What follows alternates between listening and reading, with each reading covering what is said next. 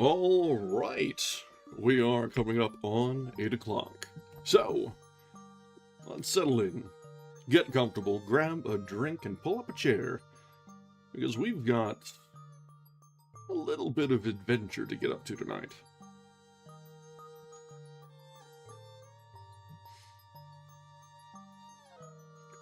Welcome back.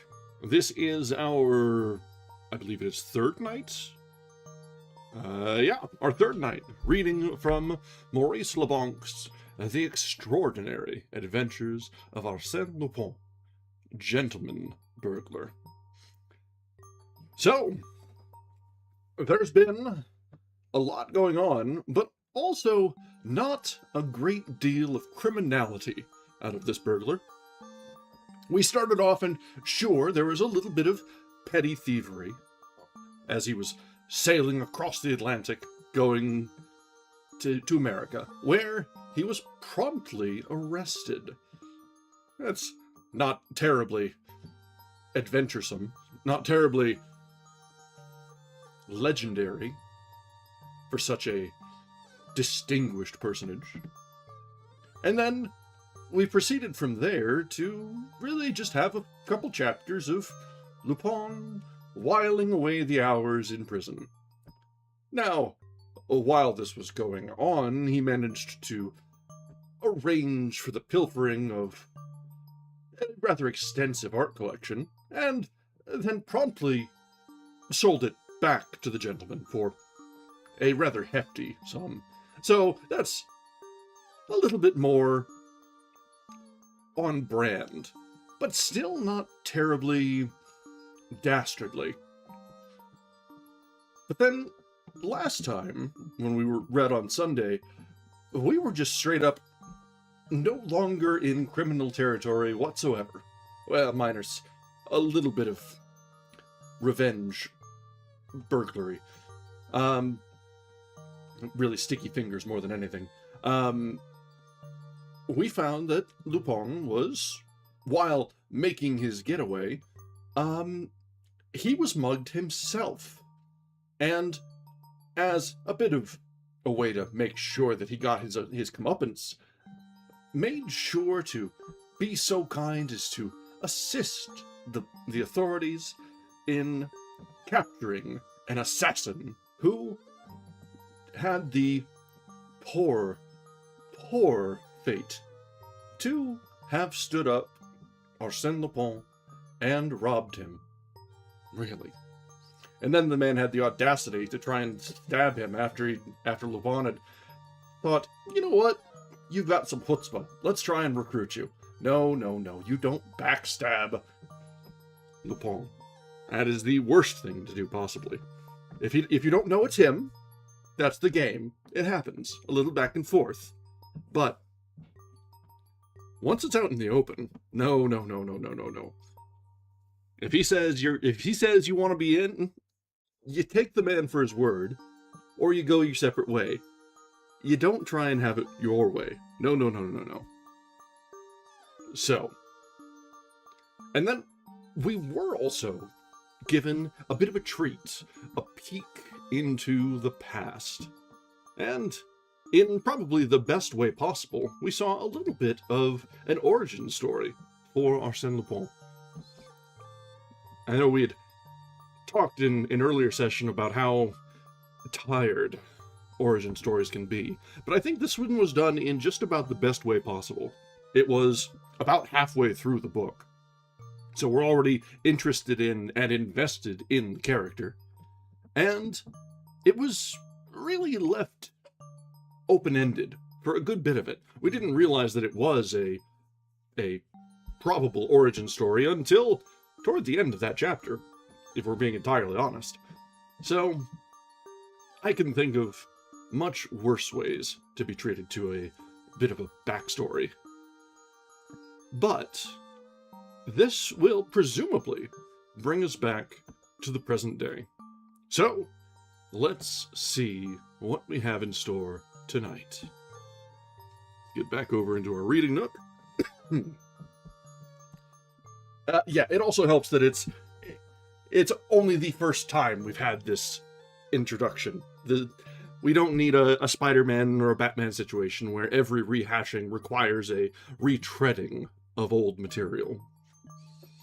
That's a pet peeve that I believe all of us share, except for Hollywood executives, who seem to never tire of it.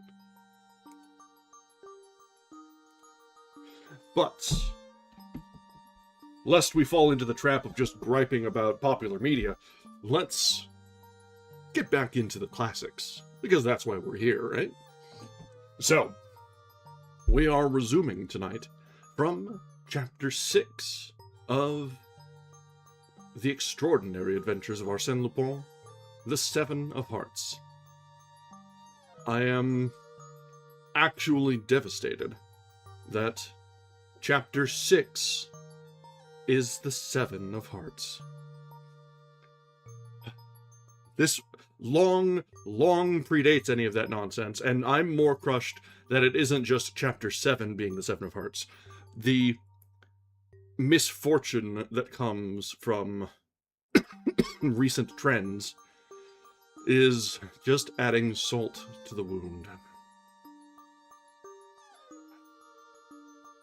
With that disappointment out of the way, let's brush it off and just get into our reading, shall we?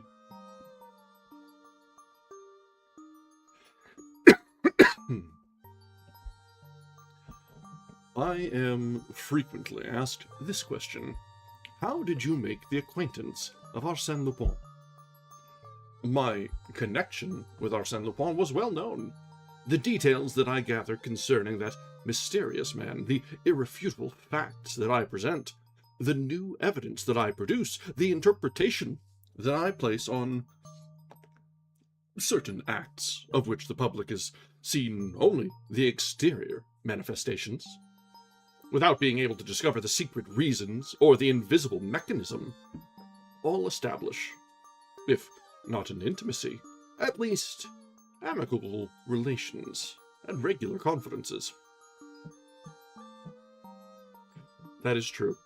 Our shame was not public and eternal on the internet. It was kept to the side in creeks in the woods back behind in the abandoned lot. It was that sort of thing. Before the internet, life was easy.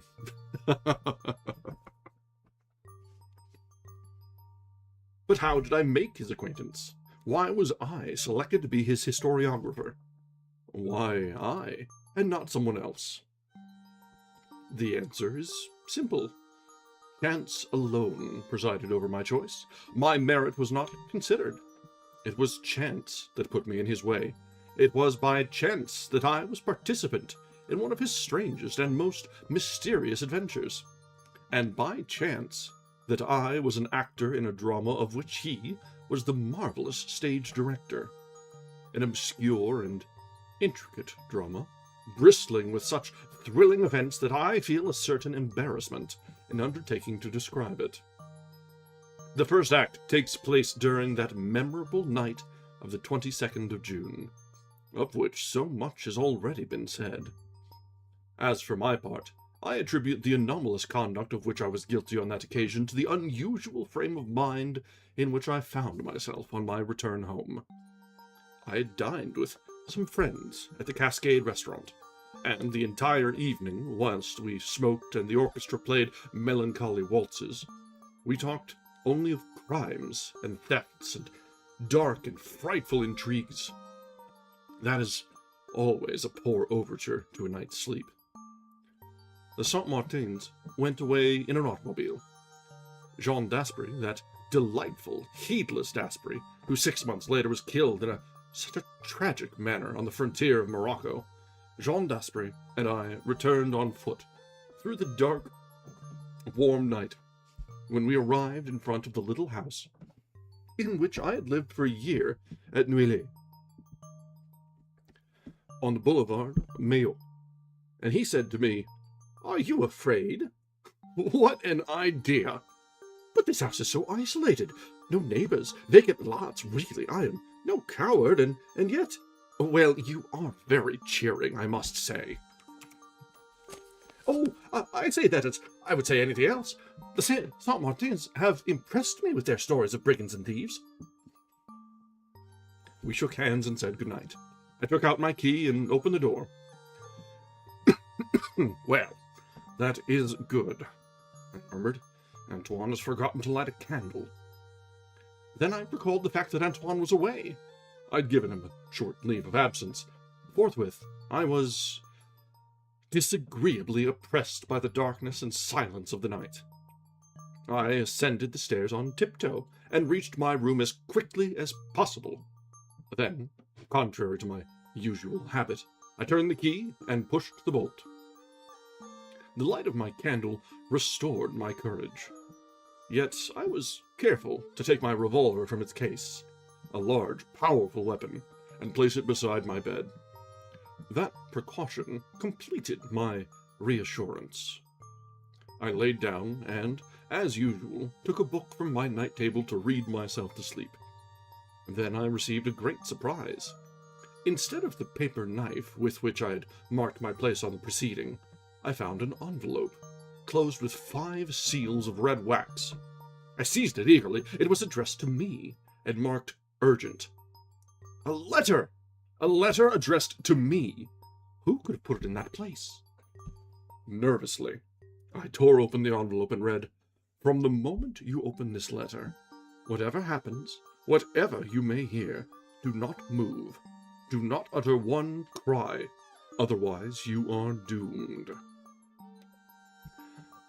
I am not a coward, and, quite as well as another, I can face real danger, or smile at the visionary perils of imagination.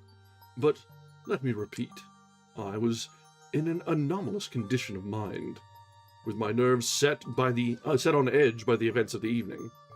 Besides, was there not, in my present situation, something startling and mysterious, calculated to disturb the most courageous spirit? My feverish fingers clutched the sheet of paper, and I read and reread those threatening words. Do not move. Do not utter one cry. Otherwise, you are doomed. Nonsense, I thought. It is a joke, the work of some cheerful idiot. I was about to laugh. A good, loud laugh. Who prevented me? What haunting fear compressed my throat? At least, I would blow out the candle. No, I could not do it. Do not move, or you are doomed, were the words he had written. These autosuggestions are frequently more imperious than the most positive realities. But why should I struggle against them? I had simply to close my eyes. I did so. At that moment, I heard a slight noise, followed by crackling sounds, proceeding from a large room used by me as a library. A small room, or antechamber, was situated between the library and my bedchamber. The approach of an actual danger greatly excited me, and I felt a desire to get up, seize my revolver, and rush into the library. I did not rise. I saw one of the curtains of the left window move. There was no doubt about it. The curtain had moved. It was still moving. And I saw, I saw quite distinctly, in the narrow space between the curtains and the window, a human form, a bulky mass that prevented the curtains from hanging straight, and it is equally certain that the man saw me through the large meshes of the curtain. Then I understood the situation. His mission was to guard me, while the others carried away their booty. Should I rise and seize my revolver? Impossible. He was there. At the least movement, at the least cry, I was doomed. Then came a terrific noise that shook the house. This was followed by lighter sounds, 2 or 3 together, like those of a hammer that rebounded. At least, that was the impression formed in my confused brain. These were mingled with other sounds, thus creating a veritable uproar, which proved that the intruders were not only bold, but felt themselves secure from interruption. They were right. I did not move. Was it cowardice? No, rather weakness. A total inability to move any portion of my body, combined with discretion. For why should I struggle? Behind that man there were 10 others who would come to his assistance. Should I risk my life to save a few tapestries and bibelots? Throughout the night, my torture endured. Insufferable torture, terrible anguish. The noises had stopped, but I was in constant fear of their renewal. And the man who was guarding me, weapon in hand, my fearful eyes remained cast in his direction, and my heart beat, and a profuse perspiration oozed from every pore of my body. Suddenly, I experienced an immense relief. A milk wagon, whose sound was familiar to me, passed along the boulevard, and, at the same time, I had an impression that the light of a new day was trying to steal through the closed window blinds. At last, daylight penetrated the room, other vehicles passed along the boulevard, and all the phantoms of the night vanished. Then I put one arm out of the bed, slowly and cautiously. My eyes were fixed upon the curtain, locating the exact spot at which I must fire. I made an exact calculation of the movements I must make. Then, quickly, I seized my revolver and fired. I leaped from my bed with a cry of deliverance and rushed to the window. The bullet had passed through the curtain and the window glass, but it had not touched the man, for the very good reason that there was none there. Nobody. Thus, during the entire night, I had been hypnotized by a fold of the curtain, and during that time, the malefactors, furiously, with an enthusiasm that nothing could have stopped, I turned the key, opened the door, crossed the antechamber, opened another door, and rushed into the library. But amazement stopped me on the threshold, panting, astounded, more astonished than I had been by the absence of the man. All the things that I supposed had been stolen, furniture, books, pictures, old tapestries, everything was in its proper place. It was incredible. I could not believe my eyes. Notwithstanding that uproar, those noises of removal. I made a tour. I inspected the walls. I made a mental inventory of all the familiar objects. Nothing was missing. And what was more, this... Yes? Yeah, hello, Simba.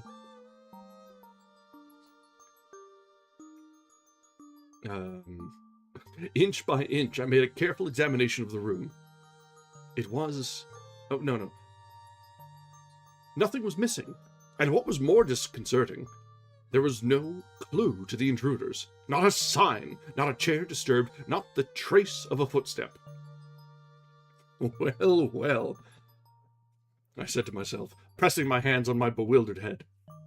Surely I'm not crazy. I heard something. Inch by inch, I made a careful examination of the room. It was in vain, unless I could consider this as a discovery. Under a small Persian rug, I found a card, an ordinary playing card. It was the 7 of Hearts. It was like any other 7 of Hearts in French playing cards, with this slight but curious exception. The extreme point of each of the 7 red spots or hearts was pierced by a hole, round and regular, as if made with the point of an awl. Nothing more. A card and a letter, found in a book. But that was not sufficient to affirm that I had not been the... but was that not... Or was not that sufficient to affirm that I had not been the plaything of a dream?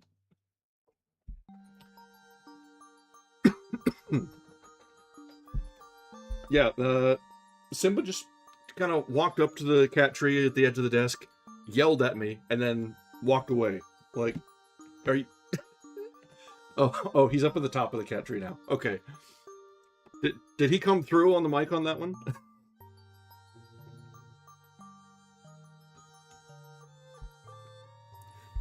today was a day in the office, so I've been away for most of the day, so they're understandably perturbed at me. Commuter days are not so fun. Yeah. All right. Throughout the day, I continued my searches in the library. It was a large room, much too large for the requirements of such a house, and the decoration of which attested the bizarre taste of its founder. The floor was a mosaic of multicolored stones, formed into large symmetrical designs. The walls were covered by a similar mosaic, arranged in panels, Pompeian allegories, Byzantine compositions, frescoes of the Middle Ages, a Bacchus bestriding a cask, an emperor wearing a gold crown, a flowing beard, and holding a sword in his right hand. Quite high, after the style of an artist's studio, there was a large window, the only one in the room. That window being always open at night, it was probable that the men had entered through it by the aid of a ladder. But, again, there was no evidence. The bottom of the ladder would have left some marks in the soft earth beneath the window, but there were none, nor were there any traces of footsteps in any part of the yard. I had no idea of informing the police, because the facts I had before me were so absurd and inconsistent that they would laugh at me. However, as I was then a reporter on the staff of the Leblanc, I wrote a lengthy account of my adventure, and it was published in the paper on the second day thereafter. The article attracted some attention, but no one took it seriously. They regarded it as a work of fiction, rather than a story of real life. The Saint-Martins rallied me, but Dasbury, who took an interest in such matters, came to see me, made a study of the affair, but reached no conclusion. A few mornings later, the doorbell rang, and Antoine came to inform me that a gentleman desired to see me. He would not give his name. I directed Antoine to show him up. He was a man of about 40 years of age, with a very dark complexion, lively features, and whose correct dress, slightly frayed, proclaimed a taste that contrasted strangely with his rather vulgar manners. Without any preamble, he said to me, in a rough voice that confirmed my suspicion as to his social position, "Monsieur, whilst in a cafe, I picked up a copy of the Gil-Blas and read your article. It interested me very much. Thank you. And here I am. Yes, to talk to you. Are all the facts related by you quite correct?" "Absolutely so."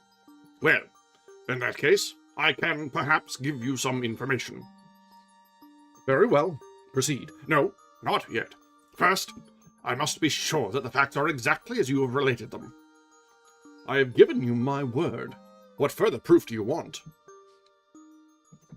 "I must remain alone in this room."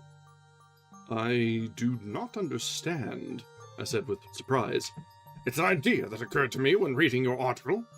Certain details established an extraordinary coincidence with another case that came under my notice. If I am mistaken, I shall say nothing more, and the only means of ascertaining the truth is by my remaining in the room alone." What was at the bottom of this proposition? Later, I recalled that the man was exceedingly nervous. But, at the same time, although somewhat astonished, I found nothing particularly abnormal about the man, or the request he had made.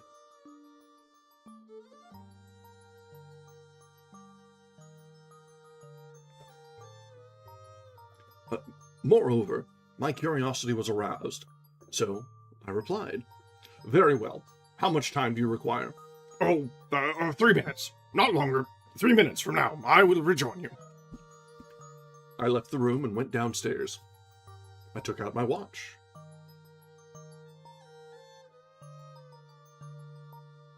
Oh. Hi there, Harvey. Over on YouTube. Thanks for joining us. Where were we? I left the room and went downstairs. I took out my watch. 1 minute passed. 2 minutes. Why did I feel so depressed? Why did those moments seem so solemn and weird? 2 minutes and a half. 2 minutes and 3/4. Then I heard a pistol shot. I bounded upstairs and entered the room. A cry of horror escaped me. In the middle of the room, the man was lying on his left side, motionless. Blood was flowing from a wound in his forehead. Near his hand was a revolver, still smoking.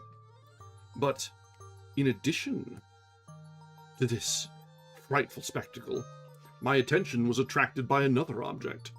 At 2 feet from the body, upon the floor, I saw a playing card. It was the 7 of hearts.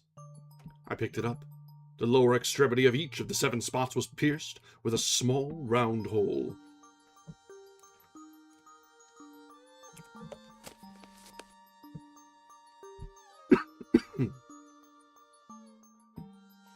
A half hour later, the commissary of police arrived.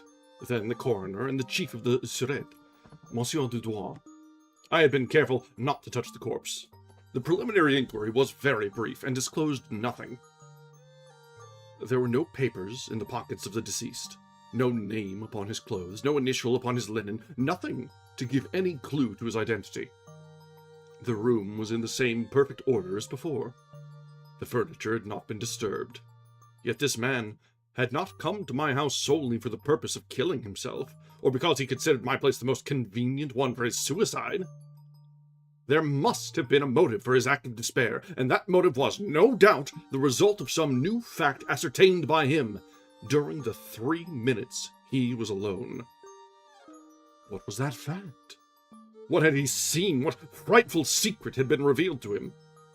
There was no answer to these questions. But at the last moment, an incident occurred that appeared to us of considerable importance. As 2 policemen were raising the body to place it on a stretcher, his left hand thus being disturbed, a crumpled card fell from it. The card bore these words: George Andermatt, 37 Rue de Berry. What does that mean? Oh, thanks. What does that mean? George Andermatt was a rich banker in Paris, the founder and president of the metal exchange which had given such an impulse to the metallic industries in France. He lived in princely style, was the possessor of numerous automobiles, coaches, and an expensive racing stable. His social affairs were very select, and Madame Andermatt was noted for her grace and beauty. Can that be the man's name? I asked. The chief of the Surete leaned over him. It is not he. Monsieur Andermatt is a thin man, and slightly grey. But why this card? Have you a telephone, monsieur? Yes, in the vestibule. Come with me. He looked in the directory and then asked for number 415.21. Is Monsieur Andermatt at home? Please tell him Monsieur Dudois wished him to come at once to 102 Boulevard Maillot. Very important. 20 minutes later, Monsieur Andermatt arrived in his automobile. After the circumstances had been explained to him, he was taken in to see the corpse. He displayed considerable emotion, and spoke in a low tone, and apparently unwillingly. "Etienne Varin," he said. "You know him?" "No. At least, yes. By sight only. His brother." "Ah! He has a brother!" "Yes. Alfred Varin. He came to see me once on some matter of business. I forget what it was." "Where does he live?" "The 2 brothers live together. Rue de Provence, I think." "Do you know any reason why he should commit suicide?" "None." He held a card in his hand. "It was your card with your address." I do not understand that. It must have been there by some chance that will be disclosed by the investigation." A very strange chance, I thought, and I felt that the others entertained the same impression. I discovered the same impression in the papers the next day, and amongst all my friends with whom I discussed the affair, amid the mysteries that enveloped it. After the double discovery of the 7 of hearts pierced with 7 holes, after the 2 inscrutable events that had happened in my house, that visiting card promised to throw some light on the affair. Through it, the truth may be revealed. But, contrary to our expectations, Monsieur Andermatt furnished no explanation. He said, "I've told you all I know. What more can I do? I'm greatly surprised that my card should be found in such a place, and I sincerely hope the point will be cleared up."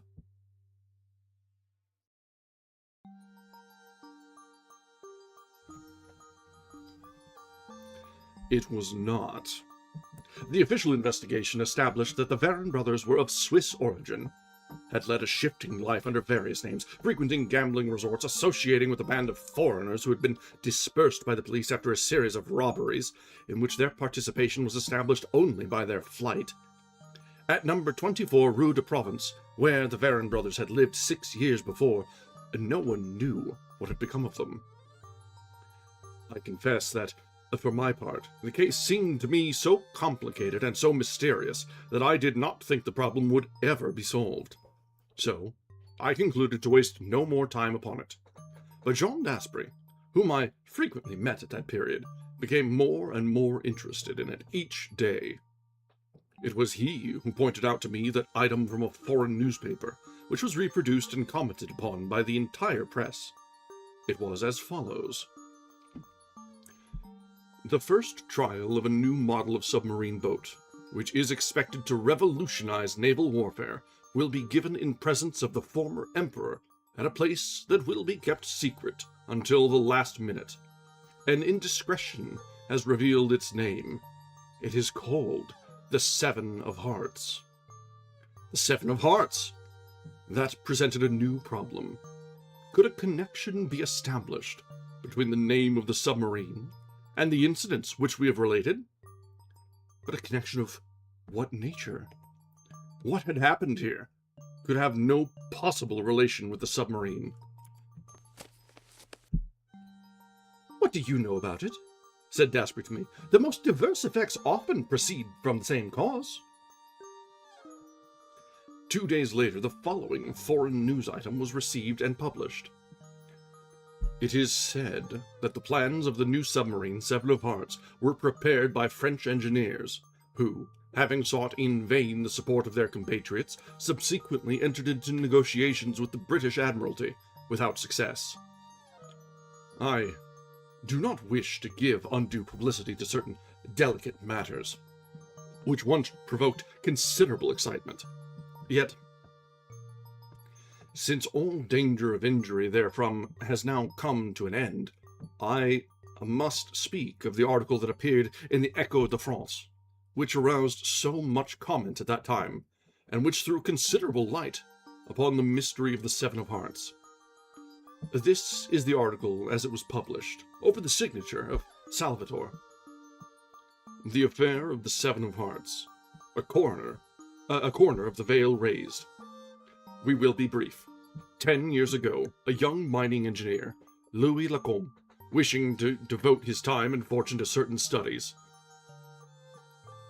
resigned his position he then held, and rented number 102 Boulevard Maillot, a small house that had been recently built and decorated for an Italian count, through the agency of the Varron brothers of Lassalle, one of whom assisted in the preliminary experiments, and the other acted as financial agent. The young engineer was introduced to George Andermatt, the founder of the metal exchange. After several interviews, he succeeded in interesting the banker in a submarine boat on which he was working, and it was agreed that as soon as the invention was perfected, Monsieur Andermatt would use his influence with the Minister of Marine to obtain a series of trials under the direction of the government. For 2 years, Louis Lacombe was a frequent visitor at Andermatt's house, and he submitted to the banker the various improvements he made upon his original plans, until one day, being satisfied with the perfection of his work, he asked Monsieur Andermatt to communicate with the Minister of Marine. That day, Louis Lacombe dined at Monsieur Andermatt's house. He left there about 11:30 at night. He has not been seen since. A perusal of the newspapers of that date will show that the young man's family caused every possible inquiry to be made, but without success, and it was the general opinion that Louis Lacombe, who was known as an original and visionary youth, had quietly left for parts unknown. Let us accept that theory, improbable though it be, and let us consider another question, which is a most important one for our country. What has become of the plans of the submarine? Did Louis Lacombe carry them away? Are they destroyed? After making a thorough investigation, we are able to assert positively that the plans are in existence, and are now in the possession of the two brothers Varon. How did they acquire such a possession? That is a question not yet determined, nor do we know why they have not tried to sell them at an earlier date. Did they fear that their title to them would be called in question? If so, they have lost that fear, and we can announce definitely that the plans of Louis Lacombe are now the property of foreign power, and we are in a position to publish the correspondence that passed between the Varon brothers and the representative of that power. The Seven of Hearts, invented by Louis Lacombe, has been actually constructed by our neighbor. Will the invention fulfill the optimistic expectations of those who were concerned in that treacherous act? And a postscript adds, later, our special correspondent informs us that the preliminary trial of the Seven of Hearts has not been satisfactory. It is quite likely that the plans sold and delivered by the Varon brothers did not include the final document carried by Louis Lacombe to Monsieur Andermatt on the day of his disappearance, a document that was indispensable to a thorough understanding of the invention. It contained a summary of the final conclusions of the inventor, and estimates and figures not contained in the other papers. Without this document, the plans are incomplete. On the other hand, without the plans, the document is worthless. Now is the time to act and recover what belongs to us. It may be a difficult matter, but we rely upon the assistance of Monsieur Andermatt. It will be to his interest to explain his conduct, which has hitherto been so strange and inscrutable. He will explain not only why he concealed these facts at the time of the suicide of Etienne Varon, but also why he has never revealed the disappearance of the paper, a fact well known to him. He will tell why, during the last 6 years, he paid spies to watch the movements of the Varon brothers. We expect from him not only words but acts, and at once. Otherwise... The threat was plainly expressed. But of what did it consist? What whip was Salvatore, the anonymous writer of the article, holding over the head of Monsieur Andermatt? An army of reporters attacked the banker, and 10 interviewers announced the scornful manner in which they were treated. Thereupon, the Echo de France announced its position in these words: "Whether Monsieur Andermatt is willing or not, he will be henceforth our collaborator in the work we have undertaken."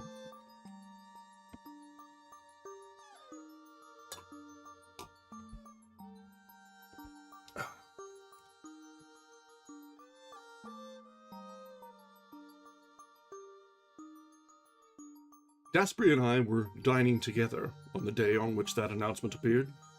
That evening, with the newspapers spread over my table, we discussed the affair and examined it from every point of view with that exasperation that a person feels when walking in the dark and finding himself constantly falling over the same obstacles. Suddenly, without any warning whatsoever, the door opened and a lady entered. Her face was hidden behind a thick veil. I rose at once and approached her. "Is it you, monsieur, who lives here?" she asked. Yes, madame, but I do not understand." "The gate was not locked," she explained. "But the vestibule door—" She did not reply, and it occurred to me that she had used the servants' entrance. How did she know the way? Then there was a silence that was quite embarrassing. She looked at Daspry, and I was obliged to introduce him. I asked her to be seated and explain the object of her visit. She raised her veil, and I saw that she was a brunette with regular features, and, though not handsome, she was attractive, principally on account of her sad, dark eyes. "I am Madame Andermatt," she said. Madame Andermatt, I repeated with astonishment.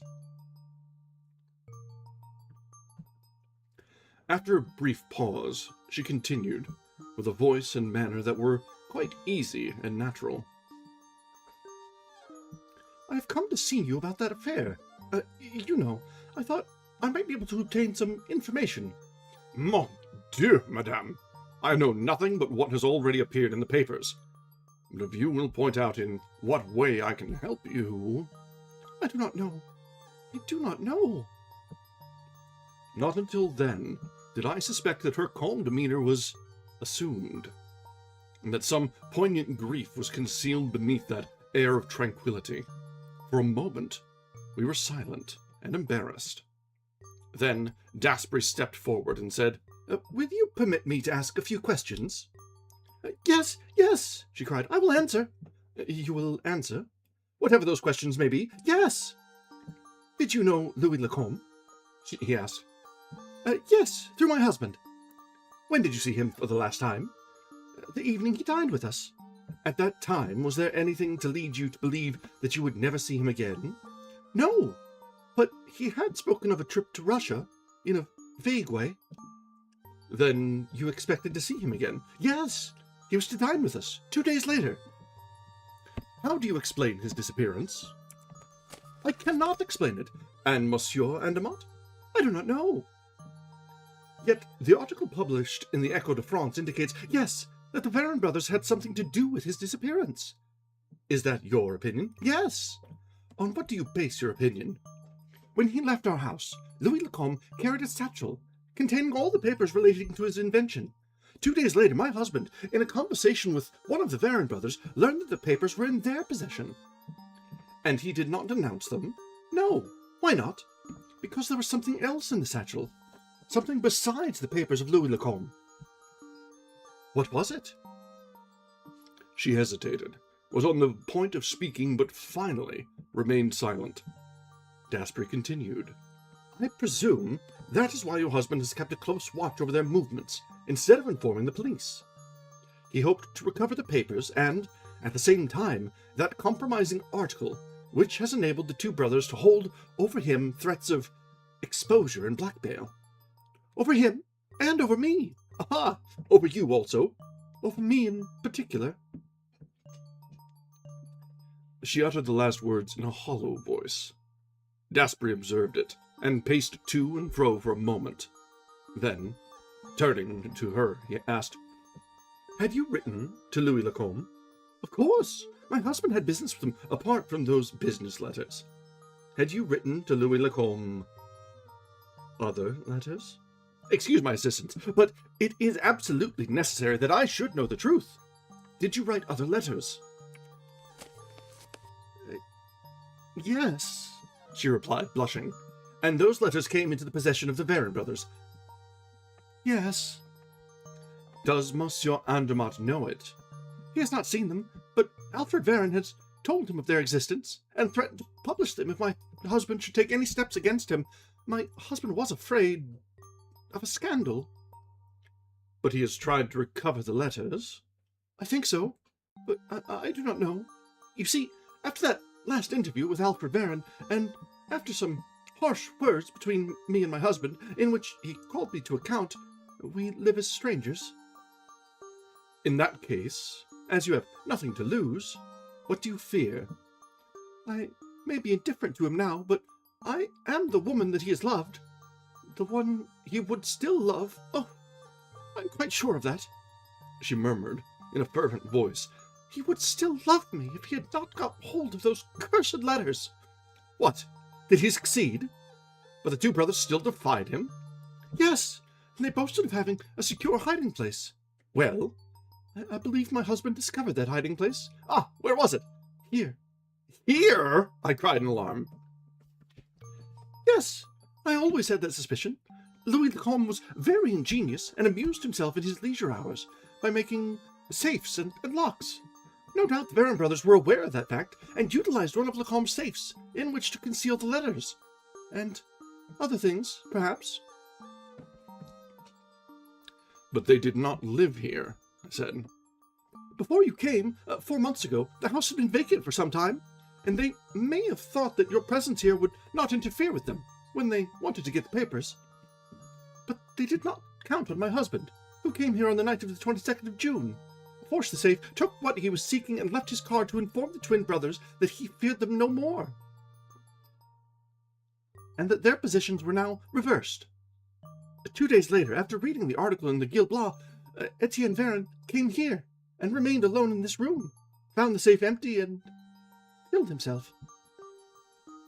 After a moment, Dasbury said, "A very simple theory. Has Monsieur Andermatt spoken to you since then?" "No." "Has his attitude toward you changed in any way? Does he appear more gloomy, more anxious?" "No, I haven't noticed any change, and yet you think he has secured the letters. Now, in my opinion, he has not got those letters, and it was not he who came here on the night of the 22nd of June. Who was it then?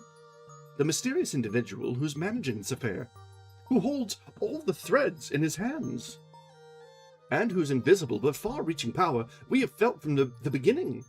It was he and his friends who entered this house on the 22nd of June. It was he who discovered the hiding place of the papers. It was he who left Monsieur Andermatt's card. It is he who now holds the correspondence and the evidence of the treachery of the Varin brothers." "Who is he?" I asked impatiently. "The man who writes letters to the Echo de France, Salvatore. Have we not convincing evidence of that fact? Does he not mention in his letters certain details that no one could know, except the man who had thus discovered the secrets of the two brothers?"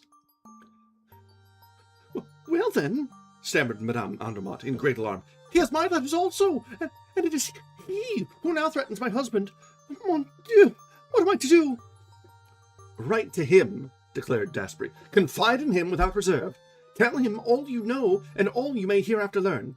Your interest and his interest are the same. He is not working against Monsieur Andermatt, but against Alfred Varin. Help him." "How?" "Has your husband the document that completes the plans of Louis Lacombe?" "Yes." "Tell that to Salvatore, and, if possible, procure the document for him. Write to him at once. You risk nothing." The advice was bold, dangerous even at first sight, but Madame Andermatt had no choice. Besides, as Dasbury had said, she ran no risk. If the unknown writer were an enemy, that step would not aggravate the situation.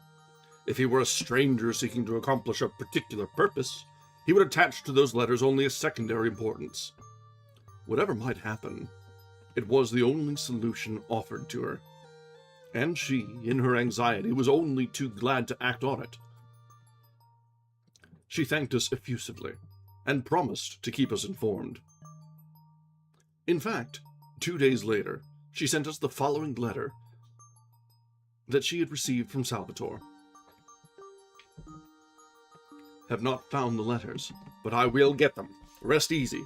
I am watching everything. S."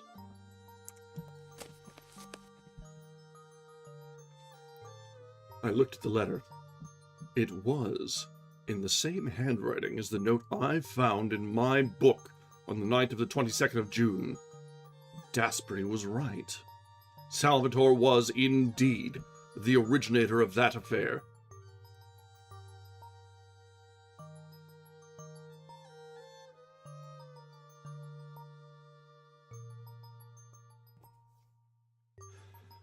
We were beginning to see a little light coming out of the darkness that surrounded us, and an unexpected light was thrown on certain points, but other points yet remained obscure. For instance, the finding of the 2 7 of hearts. Perhaps I was unnecessarily concerned about those 2 cards, whose 7 punctured spots had appeared to me under such startling circumstances. Yet I could not refrain from asking myself, what role will they play in the drama? What importance do they bear? What conclusion must be drawn from the fact that the submarine constructed from the plans of Louis Lacombe bore the name of 7 of Hearts?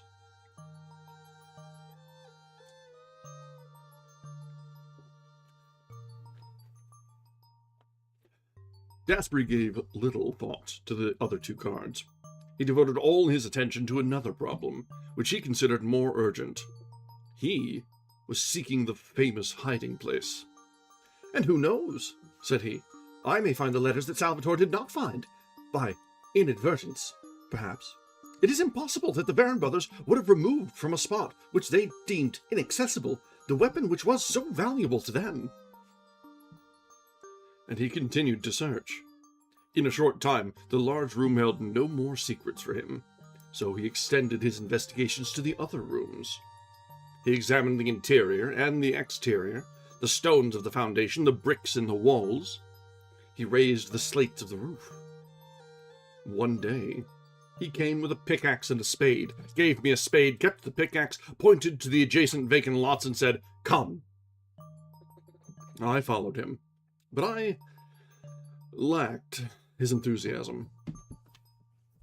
He divided the vacant land into several sections, which he examined in turn.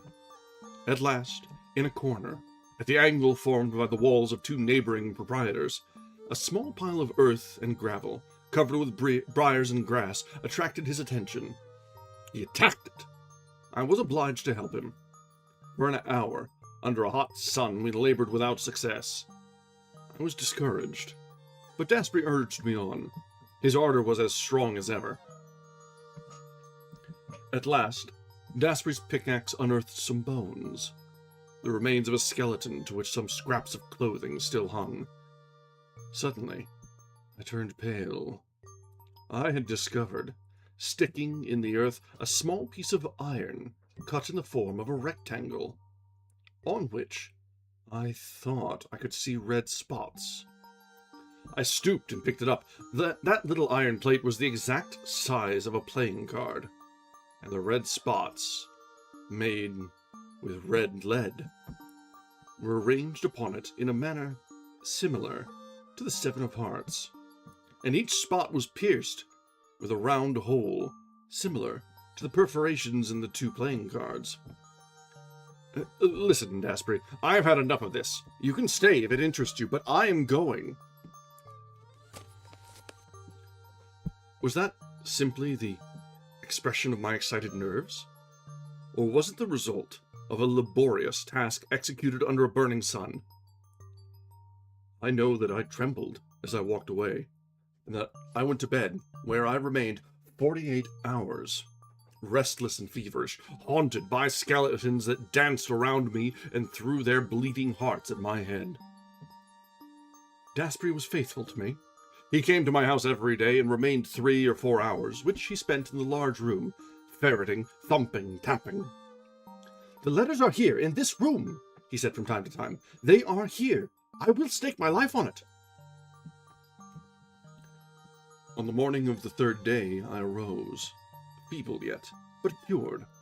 A substantial breakfast cheered me up, but a letter that I received that afternoon contributed, more than anything else, to my complete recovery, and aroused in me a lively curiosity.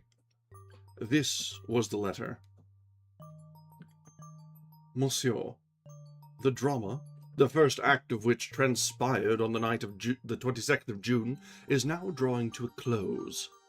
Force of circumstances compel me to bring the two principal actors in that drama face to face, and I wish that meeting to take place in your house. If you will be so kind as to give me the use of it for this evening from 9 o'clock to 11, it will be advisable to give your servant leave of absence for the evening, and perhaps you will be so kind as to leave the field open to the two adversaries. You will remember that when I visited your house on the night of the 22nd of June, I took excellent care of your property. I feel that I would do you an injustice if I should doubt for one moment your absolute discretion in this affair. Your devoted, Salvatore." I was amused at the facetious tone of his letter, and also at the whimsical nature of his request. There was a charming display of confidence and candor in his language, and nothing in the world could have induced me to deceive him or repay his confidence with ingratitude.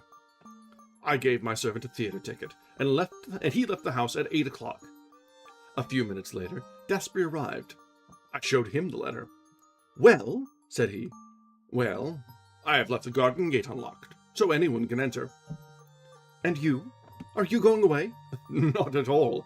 I intend to stay right here. But he asks you to go, but I am not going. I will be discreet, but I am resolved to see what takes place. Ma foi! Exclaimed Dasbury, laughing. You are right, and I shall stay with you. I shouldn't like to miss it.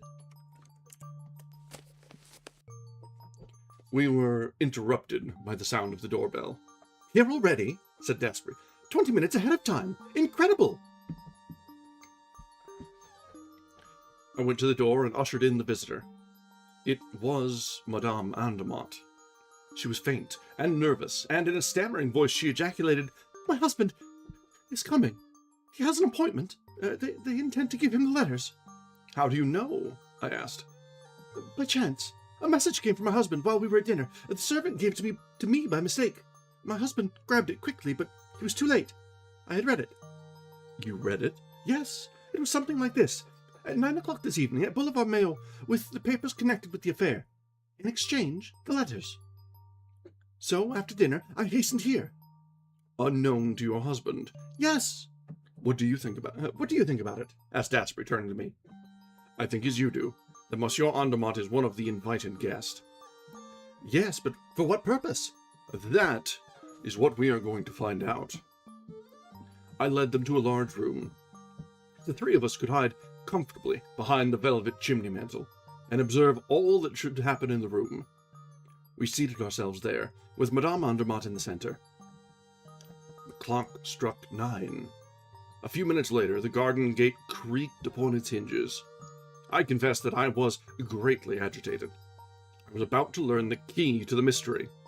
The startling events of the last few weeks were about to be explained, and, under my eyes, the last battle was going to be fought.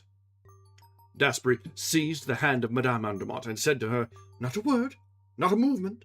Whatever you may see or hear, keep quiet. Someone entered. It was Alfred Varron. I recognized him at once, owing to the close resemblance he bore to his brother Etienne. There was the same slouching gait, the same cadaverous face covered with a black beard. He entered with the nervous air of a man who is accustomed to fear the presence of traps and ambushes, who scents and avoids them. He glanced about the room, and I had the impression that the chimney, masked with a velvet portiere, did not please him. He took 3 steps in our direction, when something caused him to turn and walk toward the old mosaic king, with the flowing beard and the flamboyant sword, which he examined minutely, mounting on a chair and following with his fingers the outlines of the shoulders and head, and feeling certain parts of the face. Suddenly, he leaped from the chair and walked away from it. He had heard the sound of approaching footsteps. Monsieur Andermatt approached the door.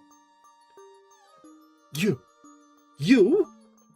Exclaimed the banker. Was it you who brought me here?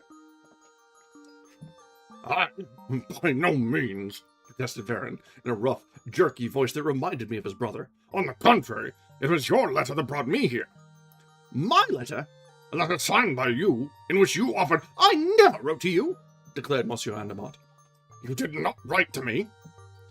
Instinctively, Varron was put up on his guard, not against the banker, but against the unknown enemy who had drawn him into this trap.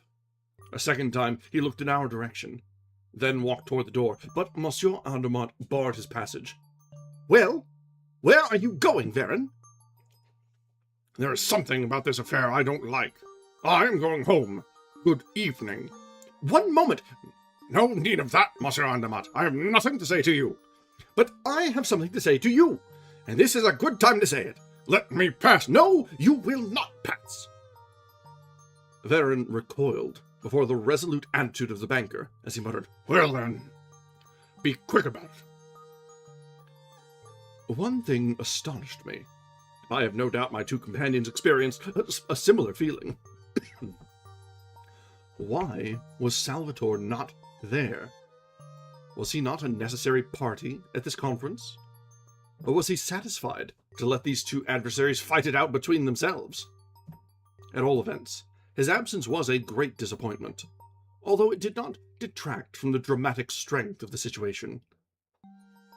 After a moment, Monsieur Andermatt approached Varron, and, face to face, eye to eye, said, Now, After all these years, and when you have nothing more to fear, you can answer me candidly.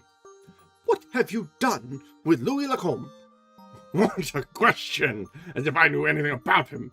"You do know. You and your brother were his constant companions. Almost lived with him in this very house. You knew all about his plans and his work. And the last night I ever saw Louis Lacombe, when I parted with him at my door, I saw two men slinking away in the shadows of the streets. That I am ready to swear to." Where? What has that to do with me? "The two men were you and your brother." Prove it.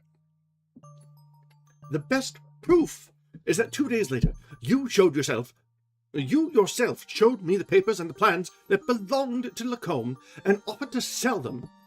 How did these papers come into your possession?" I have already told you, Monsieur Andermatt, that we found them on Louis Lacombe's table the morning after his disappearance." "That is a lie." Prove it. "The law will prove it." Why did you not appeal to the law? Why, stammered the banker with a slight display of emotion. You know very well, Monsieur Andermatt, if you had the least certainty of our guilt, our little threat would not have stopped you. "What threat? Those letters? Do you suppose I ever gave those letters a moment's thought?" If you did not care for the letters, why did you offer me thousands of francs for their return? And why did you have my brother and me tracked like wild beasts?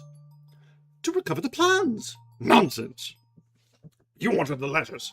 You knew that as soon as you had the letters in your possession, you could denounce us. Oh, no, I couldn't part with them.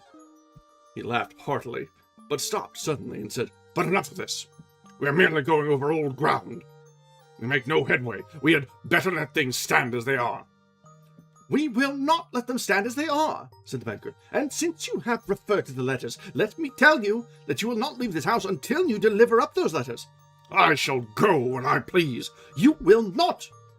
"Be careful, Monsieur Andermatt, I warn you." "I say you shall not go." "We will see about that," cried Baron, in such a rage that Madame Andermatt could not suppress a cry of fear. Baron must have heard it, for he now tried to force his way out. Monsieur Andermatt pushed him back. Then I saw him put his hand into his coat pocket. "For the last time, let me pass," he cried. "The letters first!" Baron drew a revolver, and, pointing it at Monsieur Andermatt, said, "Yes or no?" The banker stooped quickly. There was the sound of a pistol shot. The weapon fell from Baron's hand. I was amazed. The shot was fired close to me. It was Dasbury who had fired it at Baron, causing him to drop the revolver. In a moment, Dasbury was standing between the two men. Facing Baron, he said to him with a sneer, "You were lucky, my friend, very lucky. I fired at your hand and struck only the revolver." Both of them looked at him, surprised. Then he turned to the banker and said, "I beg your pardon, monsieur, for meddling in your business, but really, you play a very poor game. Let me hold the cards."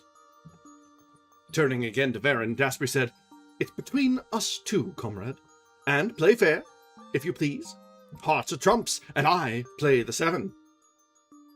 Then Dasbury held up, before Baron's bewildered eyes, the little iron plate, marked with the 7 red spots. It was a terrible shock to Baron, with livid features, staring eyes, and an air of intense agony. The man seemed to be hypnotized at the sight of it. "Who are you?" he gasped. "One who meddles in other people's business, down to the very bottom." "What do you want?" "What you brought here tonight." "I brought nothing." "Yes, you did, or you wouldn't have come. This morning, you received an invitation to come here at 9 o'clock, and bring with you all the papers held by you. You are here. Where are the papers?" There was in Dasbury's voice a tone of authority that I did not understand. His manner was usually quite mild and conciliatory. Absolutely conquered, Baron placed his hand on one of his pockets and said, "The papers are here." "All of them?" "Yes." all that you took from Louis Lacombe and afterwards sold to Major von Lieben? Yes. Are these the copies or the originals? I have the originals. How much do you want for them? 100,000 francs. You are crazy, said Daspry. Why, the Major gave you only 20,000, and that was like money thrown into the sea, as the boat was a failure at the preliminary trials. They didn't understand the plans. The plans are not complete. Then why do you ask me for them? Because I want them. I offer you 5,000 francs, not a sou more. 10,000, not a sou less. Agreed, said Daspry, who now turned to Monsieur Andermatt and said, Monsieur will kindly sign a cheque for the amount. But I haven't got your chequebook. Here it is. Astounded, Monsieur Andermatt examined the chequebook that Daspry handed to him. It is mine, he asked. How does that happen? No idle words, monsieur, if you please. You have merely to sign. The banker took out his fountain pen, filled out the cheque, and signed it. Varon held out his hand for it. Put down your hand, said Daspry. There is something more. Then, to the banker, he said, You asked for some letters, did you not? Yes, a package of letters. Where are they, Varon? I haven't got them. Where are they, Varon? I don't know. My brother had charge of them. They are hidden in this room. In that case, you know where they are. How should I know? Was it not you who found the hiding place? You appear to be as well informed as Salvatore. The letters are not in the hiding place. They are. Open it. Varon looked at him defiantly. Were not Daspry and Salvatore the same person? Everything pointed to that conclusion. If so, Varon risked nothing in disclosing a hiding place already known. Open it, repeated Daspry. Not got the 7 of hearts. Yes, here it is, said Daspry, handing him the iron plate. Varon recoiled in terror and cried, No, I will not. Never mind, replied Daspry, as he walked toward the bearded king, climbed on a chair, and applied the 7 of hearts to the lower part of the sword, in such a manner that the edges of the iron plate coincided exactly with the 2 edges of the sword. Then, with the assistance of an awl, which he introduced alternately into each of the 7 holes, he pressed upon 7 of the little mosaic stones. As he pressed upon the 7th one, a clicking sound was heard, and the entire bust of the king turned upon a pivot, disclosing a large opening lined with steel. It was really a fireproof safe. You can see, Varon, the safe is empty. So, you can see, Varon, the safe is empty. So I see. Then my brother has taken out the letters. Daspry stepped down from the chair, approached Varon, and said, Now, no more nonsense with me. There is another hiding place. Where is it? There is none. Is it money you want? How much? 10,000. Monsieur Andermatt, are those letters worth 10,000 francs to you? Yes, said the banker firmly. Varon closed the safe, took the 7 of hearts, and placed it again on the sword at the same spot. He thrust the awl into each of the 7 holes. There was the same clicking sound, but this time, strange to relate, it was only a portion of the safe that revolved on the pivot, disclosing quite a small safe that was built within the door of the larger one. The packet of letters was there, tied with a tape and sealed. Varon handed the packet to Daspry. The latter turned to the banker and said, Is the cheque ready, Monsieur Andermatt? Yes. And you have also the last document that you received from Louis Lacombe, the one that completes the plans of the submarine? Yes. The exchange was made. Daspry pocketed the document and the cheques, and offered the packet of letters to Monsieur Andermatt. This is what you wanted, monsieur? The banker hesitated a moment, as if he were afraid to touch those cursed letters that he had sought so eagerly. Then, with a nervous movement, he took them. Close to me, I heard a moan. I grasped Madame Andermatt's hand. It was cold. "I believe, monsieur," said Daspry to the banker, "that our business is ended. Oh, no thanks. It was only by a mere chance that I have been able to do you a good turn. Good night." Monsieur Andermatt retired. He carried with him the letters, written by his wife, to Louis Lacombe. "Maurice!" exclaimed Daspry, delighted. "Everything is coming our way. Now, we have only to close our little affair, comrade. You have the papers?" Here they are, all of them. Daspry examined them carefully, and then placed them in his pocket. "Quite right. You have kept your word," he said. But what?" the 2 checks, the money, said Varon eagerly. "Well, you have a great deal of assurance, my man. How dare you ask such a thing? I only ask what is due to me. Can you ask to pay for returning papers that you stole? Well, I think not." Varon was beside himself. He trembled with rage. His eyes were bloodshot. The money! The 20,000! He stammered. "Impossible. I need it myself." The money! "Come, be reasonable and don't get excited. It won't do you any good." Daspry seized his arm so forcibly that Varon uttered a cry of pain. Daspry continued. "Now, you can go. The air will do you good. Perhaps you want me to show you the way. Ah, yes, we will go together to the vacant lot near here. I will show you a little mound of earth and stones under it." That is false! That is false! "Oh, no, it is true. That little iron plate with the 7 spots on it came from there. Louis Lacombe always carried it, and you buried it with the body, and with some other things that will prove very interesting to a judge and jury." Varon covered his face with his hands and muttered, All right, I am beaten. Say no more. But I want to ask you one question. I should like to know. "What is it?" Was there a little casket in the large safe? "Yes." Was it there on the night of the 22nd June? "Yes." What did it contain? Everything that the Varon brothers had put in it. A very pretty collection of diamonds and pearls picked up here and there by the said brothers. And did you take it? "Of course I did. Do you blame me?" I understand. It was the disappearance of that casket that caused my brother to kill himself.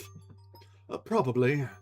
The disappearance of your correspondence was not a sufficient motive, but the disappearance of the casket.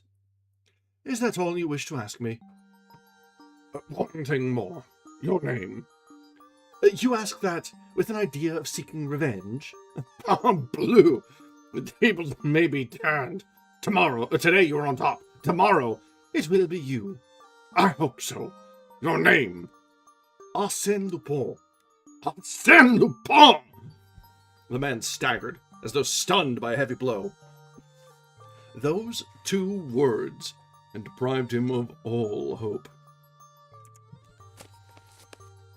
Daspry laughed and said, Did you imagine that a Monsieur Durand or Dupont could manage an affair like this? No, it required the skill and cunning of Arsène Lupin. And now that you have my name, go and prepare your revenge. Arsène Lupin will wait for you. Then he pushed the bewildered Varon through the door. Daspry! Daspry! I cried. Pushing aside the curtain, he ran to me. What's the matter? Madame Andermatt is ill. He hastened to her, caused her to inhale some salts, and, while caring for her, questioned me. Well, what did it? The letters of Louis Lacombe that you gave to her husband. He struck his forehead and said, Did she think that I could do such a thing? But, of course she would. Imbecile that I am. Madame Andermatt was now revived. Dasbury took from his pocket a small package exactly similar to the one that Monsieur Andermatt had carried away. "Here are your letters, madame. These are the genuine letters." "But the others—" "The others are the same, rewritten by me, and carefully worded. Your husband will not find anything objectionable in them, and will never suspect the substitution, since they were taken from the safe in his presence. But the handwriting— there is no handwriting that cannot be imitated." She thanked him in the same words she might have used to a man in her own social circle, so I concluded that she had not witnessed the final scene between Baron and Arsène Lupin. But the surprising revelation caused me considerable embarrassment. Lupin! My club companion was none other than Arsène Lupin. I could not realize it, but he said, quite at his ease, "You can say farewell to Jean Dasbury." "Ah! Yes. Jean Dasbury is going on a long journey. I shall send him to Morocco. There he may find a death worthy of him. I may say that that is his expectation." "But Arsène Lupin will remain?" "Oh, decidedly. Arsène Lupin is simply at the threshold of his career, and he expects—" I was impelled by curiosity to interrupt him, and, leading him away from the hearing of Madame Andermatt, I asked, "Did you discover the smaller safe yourself? The one that held the letters?" "Yes, after a great deal of trouble. I found it yesterday afternoon, while you were asleep. And yet, God knows it was simple enough. But the simplest things are the ones that usually escape our notice." Then, showing me the 7 of hearts, he added, "Of course, I had guessed that in order to open the larger safe, this card must be placed on the sword of the Mosaic King." "How did you guess that?" "Quite easily, through private information.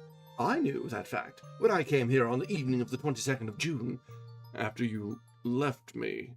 "Yes, after turning the subject of our conversation to stories of crime and robbery, which were sure to reduce you to such a nervous condition that you would not leave your bed, but would allow me to complete my search uninterrupted." The scheme worked perfectly. "Well, I knew when I came here that there was a casket concealed in a safe with a secret lock, and that the 7 of hearts was the key to that lock. I had merely to place the card upon the spot that was obviously intended for it.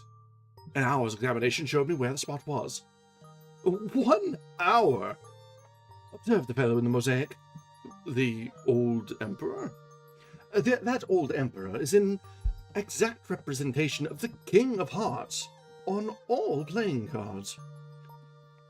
"That's right. But how does the 7 of hearts open the larger safe at one time and the smaller safe at another time? And why did you open only the larger safe in the first instance? I mean, on the night of the 22nd of June. "Why? Because I always place the 7 of hearts in the same way. I never change the position. But yesterday I observed that by reversing the card, by turning it upside down, the arrangement of the 7 spots on the mosaic was changed." "Parbleu! Of course, parbleu! But a person has to think of those things."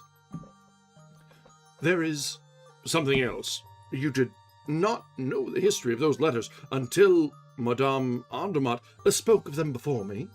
"No, because I found in the safe, besides the casket, nothing but the correspondence of the 2 brothers, which disclosed their treachery in regard to the plans." "Then it was by chance that you were led, first to investigate the history of the 2 brothers, and then to search for the plans and documents relating to the submarine?" "Simply by chance." "For what purpose did you make the search?"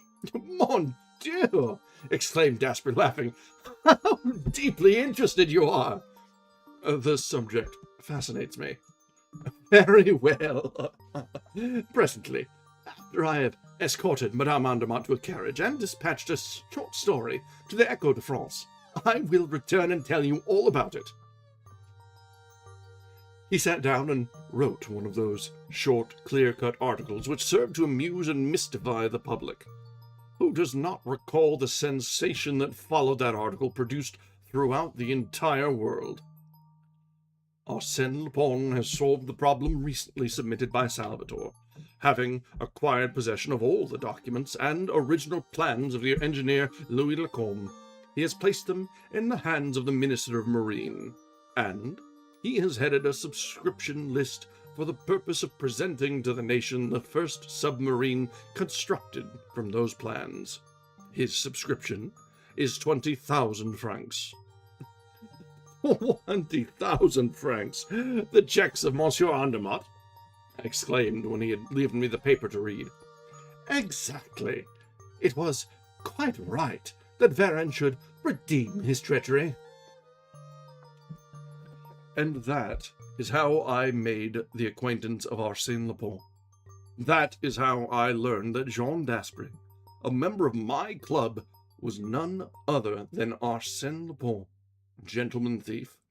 That is how I formed very agreeable ties of friendship with that famous man, and, thanks to the confidence with which he honored me, how I became his very humble and faithful historiographer. That brings us to the end of Chapter 6, The Seven of Hearts. All right, we ran a little bit over our usual first part time, so let's go ahead and take a very short break now. Top up your drinks, stretch your legs, wet your whistles. We'll be back in just a little while. We do have time enough for at least one more chapter tonight. The next one is not quite so long as the previous. So, we'll be in just a few minutes. Thank you very much.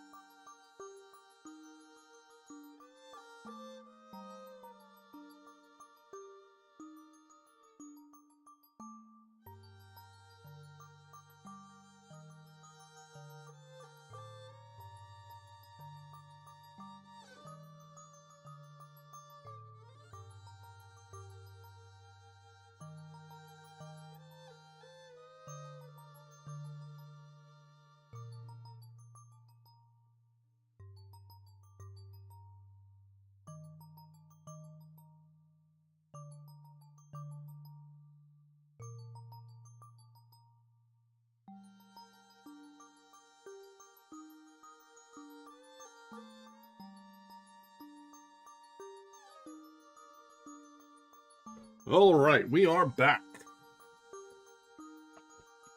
So, need to make a very quick update here, because this book is far too interesting to carry on with just coffee. We're having...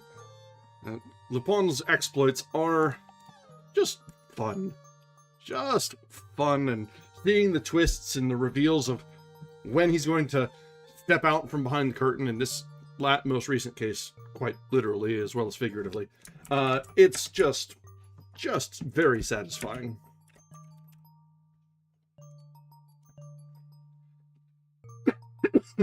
So, that last one was... I quite enjoyed that last story. It was the first time that Lupin was not the narrator, I think. In all of the previous chapters, it had been either Lupin as the narrator that was revealed later, or just an actual, like, third-party narrator that wasn't a person. The two options there. But this is the first time we've had a third party. Yeah, I'm very happy with this book so far. It hits very differently compared to when we read Sherlock Holmes or when we were reading the Murder of Roger Ackroyd. It's got a very, very cozy level of not taking itself too seriously. And that is absolutely fantastic to find in a book. Especially something that is on the older side like this. Usually, authors were very... books are serious business at the time.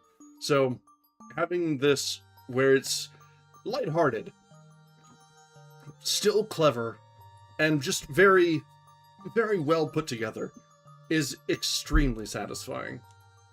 Yeah, I like this a lot. And I can see a lot of the inspiration that the anime of Lupin III pulls from, in the same sort of lighthearted, casual capers and cleverness and tricks are carried into a different media, and it's enlightening in a way. I'm going to have to go back and rewatch some of the classic Lupin III movies and such, to get a new appreciation for them. Because before, it was just like, okay, it was a character and it was a bit and it made sense at the time, it was fun. But through the lens of knowing the source material, I think it'll hit entirely differently. So I'm actually pretty excited for that. And I don't really need a whole lot of excuse to go back and watch old anime, being that my bones are dusty, as are yours. I'm sure you understand. Any little bit of nostalgia bait is easy bait. But sometimes it just takes a little bit of reminding.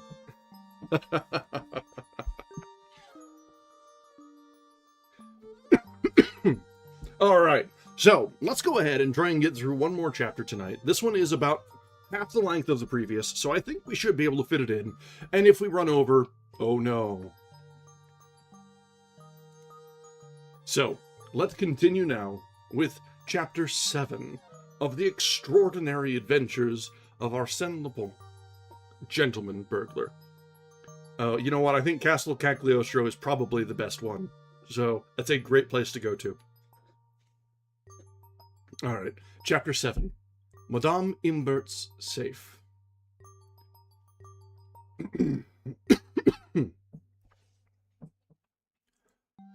At 3 o'clock in the morning, there were still half a dozen carriages in front of one of those small houses, which form only the side of the Boulevard Berthier. The door of that house opened, and a number of guests, male and female, emerged. The majority of them entered their carriages and were quickly driven away, leaving behind only two men who walked down Courset, where they parted. As one of them lived in that street. The other decided to return on foot as far as the Porte Maillot. As far as the Port Mayo, it was a beautiful winter's night, clear and cold, a night on which a brisk walk is agreeable and refreshing. One of these days I will actually have to study up on the rules of French pronunciation. I'm totally just going by vibes. And probably getting them terribly, terribly wrong, but that is half the fun, isn't it? If you are confidently vibe Frenching, does it really matter if you're wrong? But at the end of a few minutes, he had the disagreeable impression that he was being followed. Turning around, he saw a man skulking amongst the trees. He was not a coward, yet he felt it advisable to increase his speed. Then his pursuer commenced to run, and he deemed it prudent to draw his revolver and face him, but he had no time. The man rushed at him and attacked him violently. Immediately, they were engaged in a desperate struggle, wherein he felt that his unknown assailant had the advantage. He called for help, struggled, and was thrown down on a pile of gravel, seized by the throat and gagged with a handkerchief that his assailant forced into his mouth. His eyes closed, and the man who was smothering him with his weight arose to defend himself against an unexpected attack. A blow from a cane and a kick from a boot. The man uttered 2 cries of pain and fled, limping and cursing. Without deigning to pursue the fugitive, the new arrival stooped over the prostrate man and inquired,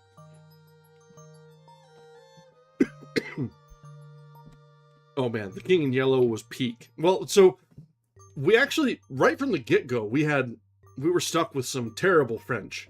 Because if you remember, when we started with The Sun Also Rises, our very first book, and half the book was in France, in and around Paris, and the other half was in Spain. I caught it from both ends, and that one was absolutely my own fault. But yes, The King in Yellow also had a profligacy of French. Oh. Usually, that's supposed to send a different sort of shivers down your spine. Yeah, that was the debut. At that point, I was just picking whatever famous classics that I could find, and like, oh yeah, Hemingway's great. Little did I know.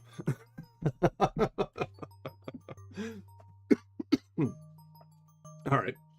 Are you hurt, monsieur? He was not injured, but he was dazed and unable to stand. His rescuer procured a carriage, placed him in it, and accompanied him to his house on the Avenue de la Grande Armée. On his arrival there, quite recovered, he overwhelmed his saviour with thanks. I owe you my life, monsieur, and I shall not forget it. I do not wish to alarm my wife at this time of night, but tomorrow she will be pleased to thank you personally. Come and breakfast with us. My name is Ludovic Imbert. May I ask yours? Imbert. Well, I don't know. Ludovic is certainly not French. My name is Ludovic Imbert. We'll go with that. May I ask yours? Certainly, monsieur. He handed Monsieur Imbert a card bearing the name Arsène Lupin.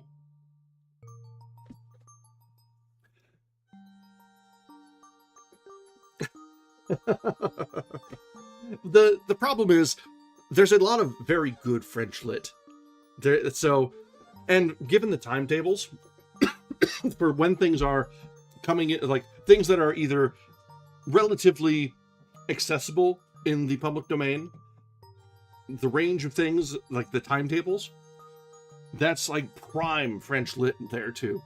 So, because that's when things like this and are starting to really come into their own, and they're fun books, not just for the sake of being hoity-toity. So, yeah, we do still need to get to the Count of Monte Cristo. I was originally turned off by how long it is, but then we did Three Musketeers, and that is similar in length. We did Don Quixote, Volume 1, at least, and that was of similar length. So, we can probably do Count of Monte Cristo without too much worry. Especially now that we're doing we're breaking things up with Tomas doesn't believe in brevity at all. But now that we're doing the Saturday readings of modern works, I am a little bit more inclined to take on large projects for our classics, because we have that break in routine, so it won't become too monotonous. So it does open up new avenues for us. All right. At that time, Arsène Lupin did not enjoy the celebrity which the Cahorn affair, his escape from the prison de la Sante, and other brilliant exploits afterwards gained for him. He did not even use the name of Arsène Lupin. The name was specifically invented to designate the rescuer of Monsieur Imbert. That is to say, it was in that affair that Arsène Lupin was baptized. Fully armed and ready for the fray, it is true, but lacking the resources and authority which command success. Arsène Lupin was then merely an apprentice in a profession wherein he soon became a master. Oh, I like where this is going. We've got a sort of a further backstory. We're continuing the origin story with the birth of Arsène Lupin as an idea now. And I like that we're doing it 2/3 of the way through this introductory novel. This is good. Authors, pay attention. This is how you do an introduction, a character introduction. You make us care, and then lead off.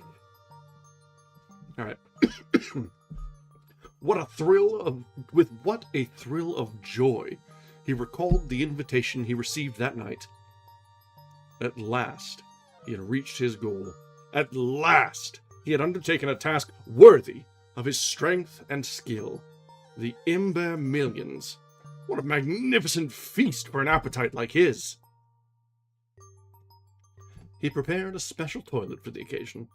A shabby frock coat, baggy trousers, a frayed silk hat, well-worn collar and cuffs, all quite correct in form, but bearing the unmistakable stamp of poverty. His cravat was a black ribbon pinned with a false diamond. Thus accoutred, he descended the stairs of the house in which he lived at Montmartre. At the 3rd floor, without stopping, he rapped on a closed door with the head of his cane. He walked to the exterior boulevards. A tram car was passing by. He boarded it, and someone who had been following him took a seat beside him. It was the lodger who occupied the room on the 3rd floor. A moment later, this man said to Lupin, "Well, Governor?" "Well, is it all fixed?" "It is all fixed." "How?" "I am going to breakfast." "You? Breakfast? There?" "Certainly. Why not? I rescued Monsieur Ludovic Imbert from certain death at your hands. Monsieur Imbert is not devoid of gratitude. He invited me to breakfast." There was a brief silence. Then the other said, "But you are not going to throw up the scheme?" "My dear boy," said Lupin, "when I arranged that little case of assault and battery, when I took the trouble at 3 o'clock in the morning to rap you with my cane and tap you with my boot, at the risk of injuring my only friend, it was not my intention to forego the advantages to be gained from a rescue so well arranged and executed. Oh, no, not at all. But the strange rumors we hear about their fortune? Never mind about all that. For 6 months I have worked on this affair, investigated it, studied it, questioned the servants, the moneylenders, the men of straw. For 6 months I have shadowed the husband and wife. Consequently, I know what I am talking about. Whether the fortune came to them from old Brawford, as they pretend, or from some other source, I do not care. I know that it is a reality, that it exists, and someday it will be mine. By 100 millions! Let us say 10, or even 5, that is enough. They have a safe full of bonds, and there will be the devil to pay if I can't get my hands on them. The tram-car stopped at the Place de l'Etoile. The man whispered to Lupin, "What am I to do now?" Nothing at present. You will hear from me. There is no hurry." 5 minutes later, Arsène Lupin was ascending the magnificent flight of stairs in the Imbert mansion, and Monsieur Imbert introduced him to his wife, Madame Gervais Imbert. Madame Gervais Imbert was a short, plump woman, and very talkative. She gave Lupin a cordial welcome. "I desired that we should be alone to entertain our saviour," she said. From the outset, they treated our saviour as an old and valued friend. By the time dessert was served, their friendship was well cemented, and private confidences were being exchanged. Arsène related the story of his life, the life of his father as a magistrate, the sorrows of his childhood, and his present difficulties. Gervais, in turn, spoke of her youth, her marriage, the kindness of the aged Brawford, the 100 millions that she had inherited, the obstacles that prevented her from obtaining the enjoyment of her inheritance, the moneys she had been obliged to borrow at an exorbitant rate of interest, her endless contentions with Brawford's nephews, and the litigation, the injunctions, in fact, everything. "Just think of it, Monsieur Lupin. The bonds are there, in my husband's office, and if we detach a single coupon, we lose everything. They are there in our safe, and we dare not touch them." Monsieur Lupin shivered at the bare idea of his proximity to so much wealth. Yet he felt quite certain that Monsieur Lupin would never suffer from the same difficulty as his fair hostess, who declared she dared not touch the money. "Ah, they are there," he repeated to himself. "They are there." A friendship formed under such circumstances soon led to closer relations. When discreetly questioned, Arsène Lupin confessed his poverty and distress. Immediately, the unfortunate young man was appointed private secretary to the Imberts, husband and wife, at a salary of 100 francs a month. He was to come to the house every day and receive orders for his work, and a room on the second floor was set apart as his office. This room was directly over Monsieur Imbert's office. Arsène soon realized that his position as secretary was essentially a sinecure. During the first 2 months, he had only 4 important letters to recopy, and was called only once to Monsieur Imbert's office. Consequently, he had only one opportunity to contemplate, officially, the Imbert safe. Moreover, he noticed that the secretary was not invited to the social functions of the employer. He did not complain, as he preferred to remain, modestly, in the shade and maintain his peace and freedom. He was not wasting any time. From the beginning, he made clandestine visits to Monsieur Imbert's office, and paid his respects to the safe, which was hermetically closed.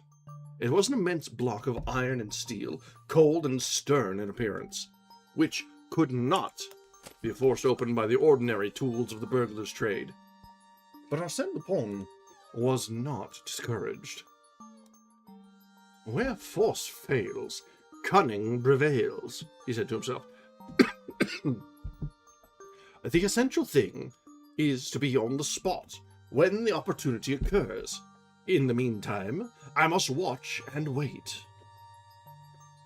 He made immediately some preliminary preparations. After careful soundings made upon the floor of his room, he introduced a lead pipe, which penetrated the ceiling of Monsieur Imbert's office at a point between the 2 screens of the cornice. By means of this pipe, he hoped to see and hear what transpired in the room below.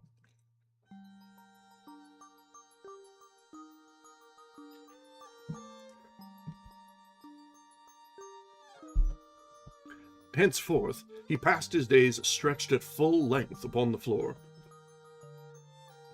He frequently saw the Imberts holding a consultation in front of the safe, investigating books and papers. When they turned the combination lock, he tried to learn the figures and the numbers of the turns they made to the right and left. He watched their movements. He sought to catch their words. There was also a key necessary to complete the opening of the safe. What did they do with it? Did they hide it?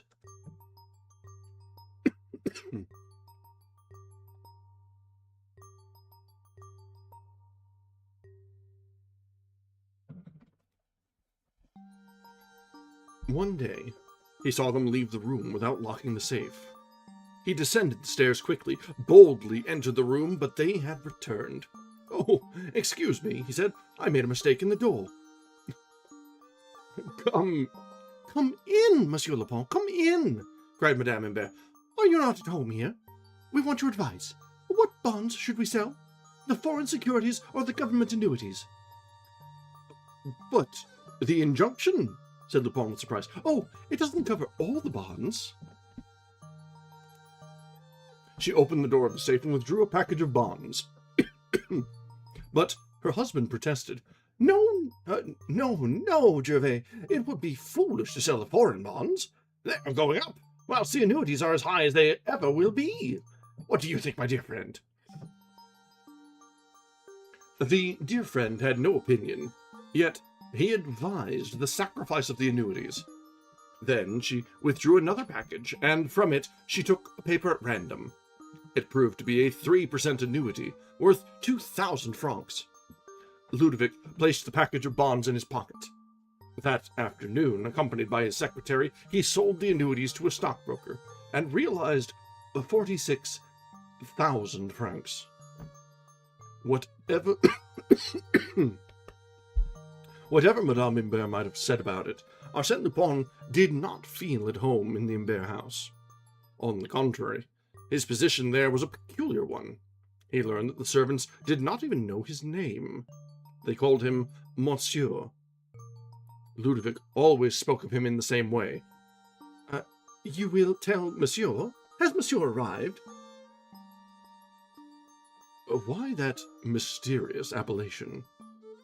Moreover, after their first burst of enthusiasm, the Imberts seldom spoke to him, and although treating him with the consideration due to a benefactor, they gave him little or no attention.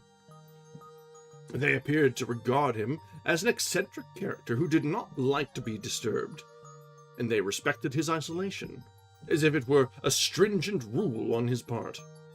On one occasion, while passing through the vestibule, he heard Madame Imbert say to the two gentlemen, "He is such a barbarian." "Very well," he said to himself, "I am a barbarian."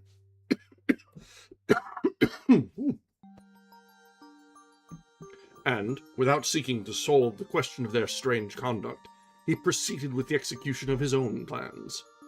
He had decided that he could not depend on chance, nor on the negligence of Madame Imbert, who carried the key of the safe, and who, on locking the safe, invariably scattered the letters forming the combination of the lock.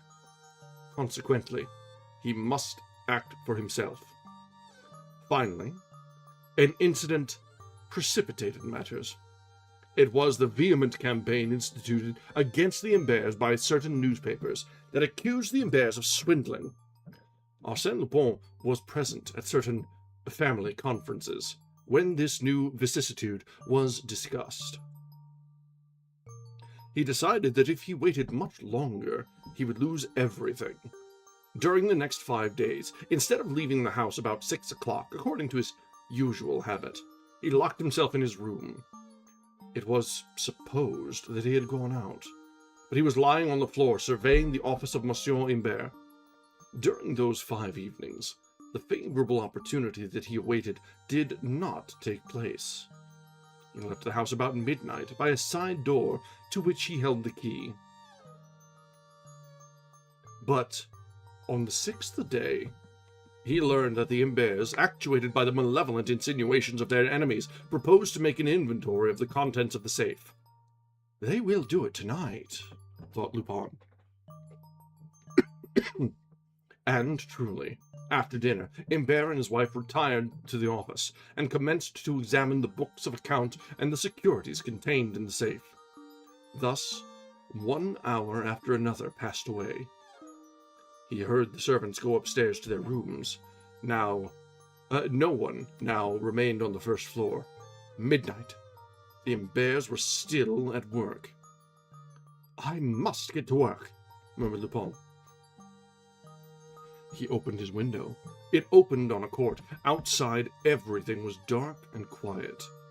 He took from his desk a knotted rope, fastened it to the balcony in front of his window, and quietly descended as far as the window below, which was that of the Imbert's office. He stood upon the balcony for a moment, motionless, with attentive ear and watchful eye. But the heavy curtains effectually concealed the interior of the room. He cautiously pushed on the double window.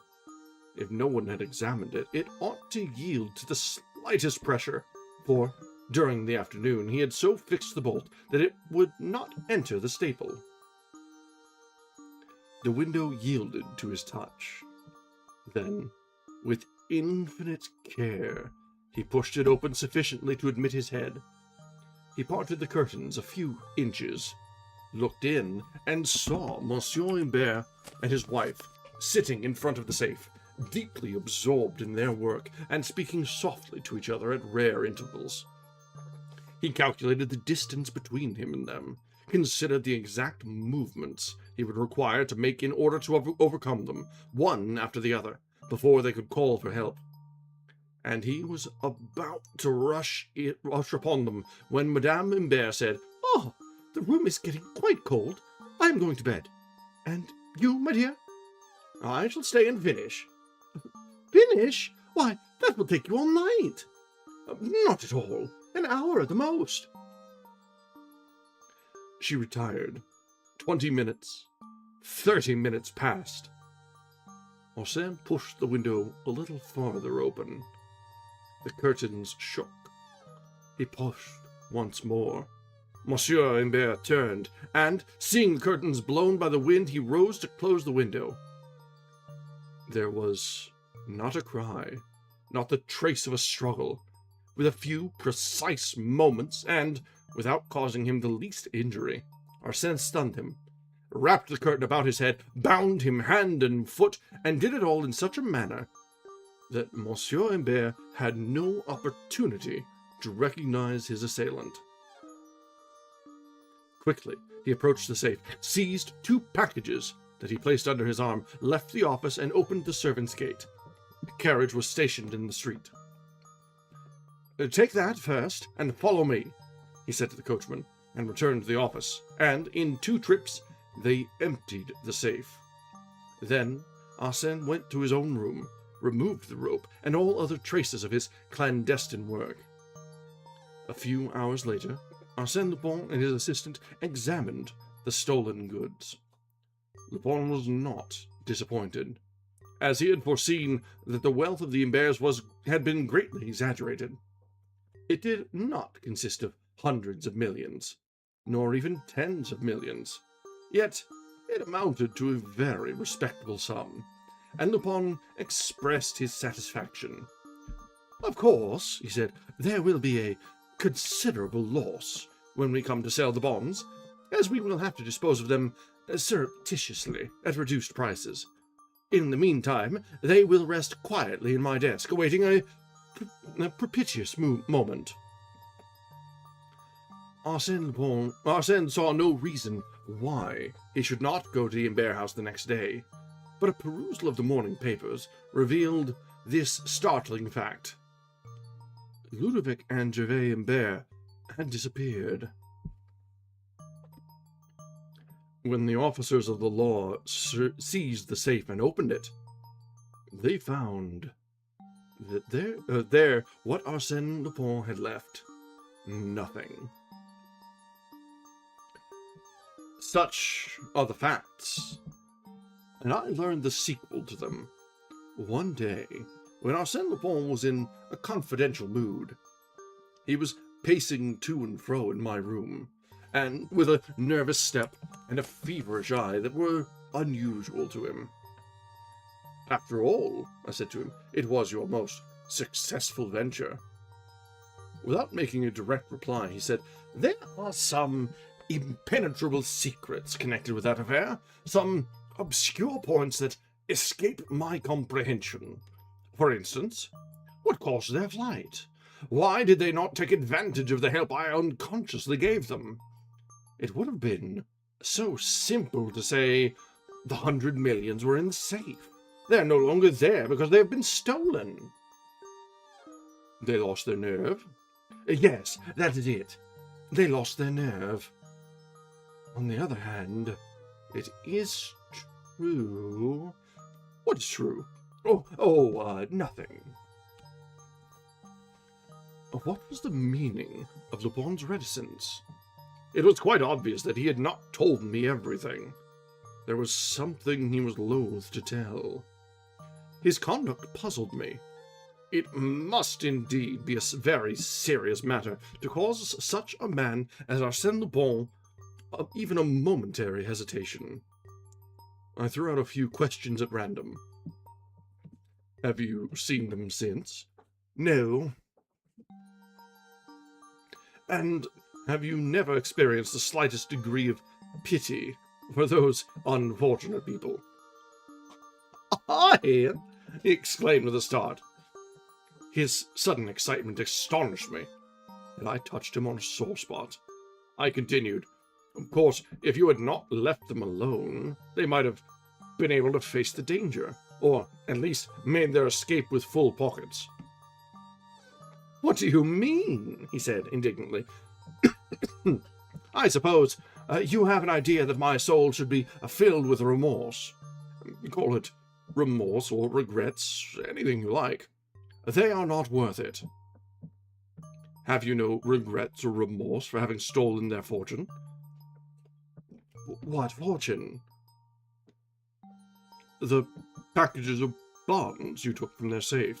Oh, I stole their bonds, did I? I deprived them of a portion of their wealth? Is that my crime?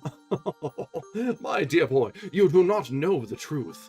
You never imagined that those bonds were not worth the paper they were written on. Those bonds were false. They were counterfeit, every one of them. Do you understand? They were counterfeit! I looked at him, astounded. Counterfeit? The 4 or 5 millions? Yes, counterfeit! He exclaimed in a fit of rage. Only so many scraps of paper! I couldn't raise a sou on the whole of them. And you ask me if I have any remorse. They are the ones who should have remorse and pity. They played me for a simpleton, and I fell into their trap. I was their latest victim, their most stupid gull. He was affected by genuine anger, the result of malice and wounded pride. He continued, from start to finish, I got the worst of it. Do you know the part I played in that affair? Or rather, the part they made me play? That of Andre Brawford. Yes, my boy, that is the truth, and I never suspected it. It was not until afterwards, on reading the newspaper, that the light finally dawned on in my stupid brain. Whilst I was posing as his savior, as the gentleman who had risked his life to rescue Monsieur Imbert from the clutches of an assassin, they were passing me off as Brawford. Wasn't that splendid? That eccentric individual who had a room on the second floor, that barbarian that was exhibited only at a distance, was Brawford, and Brawford was I. Thanks to me, and to the confidence that I inspired under the name of Brawford, they were enabled to borrow money from the bankers and other moneylenders. What an experience for a novice! And I swear to you that I shall profit by the lesson. He stopped, seized my arm, and said to me in a tone of exasperation, My dear fellow, at this very moment, Gervais Imbert owes me 1,500 francs. I could not refrain from laughter. His rage was so grotesque. He was making a mountain out of a molehill. In a moment, he laughed himself and said, "Yes, my boy, 1,500 francs. You must know that I had not received 1 sou of my promised salary, and more than that, she had borrowed from me the sum of 1,500 francs. All my youthful savings. And do you know why? To devote the money to charity. I am giving you a straight story. She wanted it for some poor people she was assisting, unknown to her husband. And my hard-earned money was wormed out of me by that silly pretense. Isn't it amusing, hein? Arsène Lupin, done out of 1,500 francs by the fair lady from whom he stole 4 millions in counterfeit bonds. And what a vast amount of time and patience and cunning I expended to achieve that result. It was the first time in my life that I was played for a fool. And I frankly confess that I was fooled that time to the Queen's taste." And that brings us to the end of Chapter 7, the Madame Imbert's Safe. I liked that one a lot. It is very, very rare that we see the main character, or the main focal character in a book like this, whether it be a detective story or the crime story. It's very rare that we see them having the wool pulled over their eyes like this, where they just are duped. I can't think of one where, like, Sherlock Holmes just lost. He might have been might not have been completely victorious all the time, but he was never just beaten at his own game. So I really, really appreciate the fact that we're shown a side of Lupin that is true. Irene Adler does get the better of him a couple times. I don't think it was really... There's one time in that first introductory collection that we read that she kind of got one over on him, but he did solve it in the end, just a little too late, I think it was. But, yeah, that's... Alright. Yeah, so I enjoyed that quite a lot. It shows that the character is fallible, is not absolutely perfect, isn't a Harry Sue, or whatever the term is. I think it's Harry Sue for men. Anyway, Harry Stew. Yeah. But yeah, it's a nice little human touch that, as he was getting started, the very first time that he used the name of Arsène Lupin, it was a spectacular failure, where he had the tables turned and he was the dupe instead. Yeah, exactly. It's nice to see they lack plot armor. It may be that it was framed such as a learning point and a way for the character to grow, since it was a backstory sort of situation. But despite that doesn't take away anything from the fact that having a catastrophic failure like that is just perfect. Especially after all we've seen so far, where he's been larger than life and, like, been able to see through everything, and so clairvoyant in his deductions and planning and everything. Just everything works out according to his plan or within tolerances.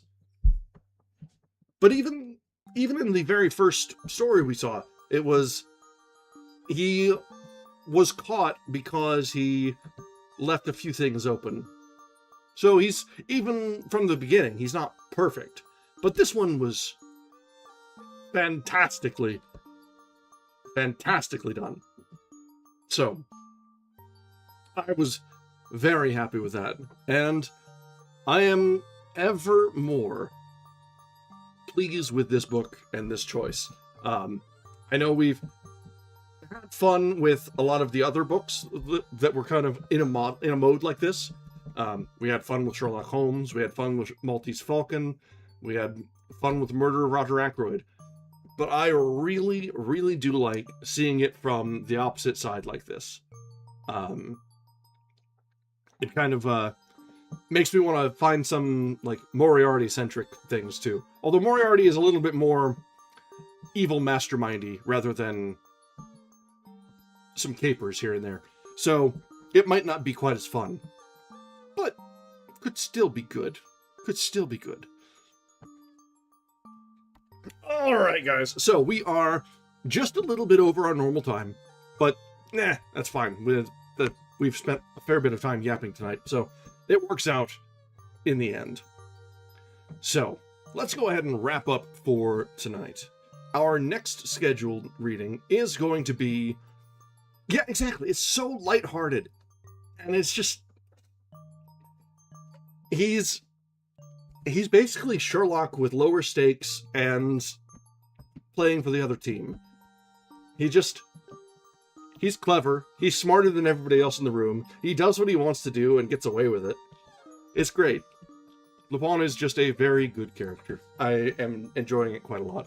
But yeah, so our next reading is going to be on Friday, where we will continue this fantastic book from Chapter 8, The Black Pearl. We are going very quickly through this book, actually. We are just about 3/4 of the way through after 3 nights of reading. And we started at just under half. So there is a very real chance that we might finish on Friday. So not a terribly long book, which is refreshing in its own right, after we'd gone through so very much of Don Quixote. Not that we didn't enjoy Don Quixote, but there was just so very much of it. All right. So, those of you joining us from YouTube, thank you. If you haven't yet, I encourage you to drop a like on the stream and maybe subscribe to the channel. Let the algorithm know that we're doing some fun things around here. Those of you on Twitch, follows are always welcome. And well, you get to participate more actively in chat. I do try to address the YouTube chat as they come in, but given that Twitch does not appreciate non-Twitch chat being shown on stream, I unfortunately cannot have the YouTube chat visible. It is a shame. But, in any case, we will be continuing to be on both platforms. The VODs are always going to be available on YouTube, so feel free to catch up if you are a new friend around here. You've got a year's worth of content to catch up on if you should be so inclined.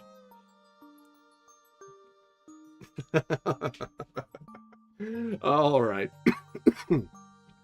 With that, let's go ahead and call it an evening. There's just a few of us here tonight, and it is just a Tuesday, so I don't think we need to bother with raiding tonight. So, we'll save that for this weekend. Until then, thank you very much for joining us, and have a wonderful evening. Until next time, goodbye.